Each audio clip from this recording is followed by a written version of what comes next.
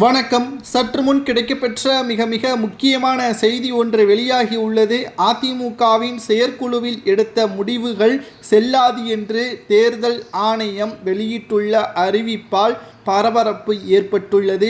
அதிமுகவின் பொதுச் செயலாளர் பதவி தற்காலிகமாக நீதிமன்றத்தால் நிறுத்தப்பட்டிருக்கக்கூடிய நிலையில், இடைக்கால தடை விதிக்கப்பட்டிருக்கக்கூடிய நிலையில், ஒருங்கிணைப்பாளர் இல்லாமல் செயற்குழு கூட்டத்தை கூட்ட முடியாது.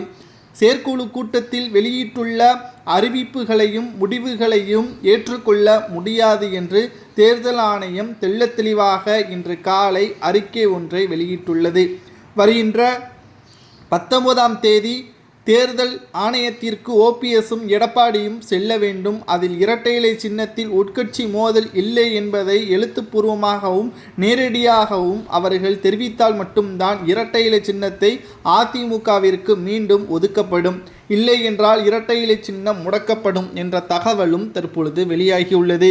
செயற்குழு கூட்டத்தில் அப்படி என்ன முடிவுகள் எல்லாம் எடுக்கப்பட்டது, மேலும் ஓபிஎஸ்ஸிற்கு ஆதரவாக சில தென் மாவட்ட நிர்வாகிகள் பேச்சுக்கு எடப்பாடி கொடுத்த பதிலடிகளை தான் இந்த வீடியோவில் நாம் பார்க்க போகிறோம்.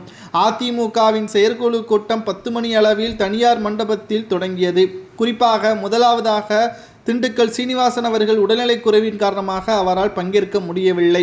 இதனால் பொருளாளராக தற்சமயம் விஜயபாஸ்கர் அவர்கள் வரவு செலவு கணக்குகளை வெளியிட்டிருந்தார். அதனைத் தொடர்ந்து அதிமுகவில் ஓபிஎஸ் அவர்கள் இணைக்கப்படுமா, அதனை பற்றி உங்களது தகவலை தெரிவியுங்கள் என்று எடப்பாடியிடமும் அதிமுகவின் அவைத்தலைவர் தமிழ்மகன் உசேன் அவர்களிடமும் தென் மாவட்ட நிர்வாகிகள் கேட்டறிந்தார்கள்.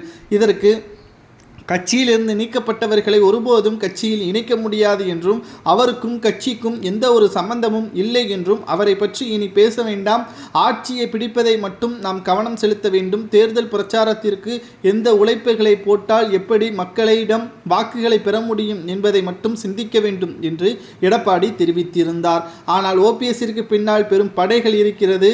அதனால் தேர்தல் நேரத்தில் பிரச்சாரத்திற்கு சில குறிப்பிட்ட அதிமுகவின் தொண்டர்கள் கலந்து கொள்வதை தவிர்ப்பார்கள்.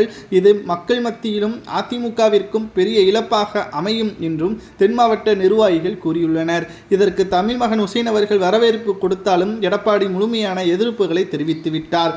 இதனால் அதிமுக அவை முக்கியமாக செயற்குழு கூட்டத்தின் பொழுது தென் மாவட்ட நிர்வாகிகள் வெளியேற்றப்பட்டது பரபரப்பை ஏற்படுத்தியது. இதனால் எடப்பாடி எடுத்த தனிப்பட்ட முடிவுகள் மட்டும் நிறைவேற்றப்பட்டதாக கூறப்பட்டது. ஆனால் அந்த முடிவுகளும் தற்பொழுது தேர்தல் ஆணையத்தால் புறக்கணிக்கப்பட்டிருப்பதால் அதிமுகவின் செயற்குழு கூட்டத்தில் எடுக்கப்பட்ட முடிவுகள் செல்லாது என்பதற்கேற்பதான் தற்பொழுது தகவல்கள் வெளியாகி உள்ளது.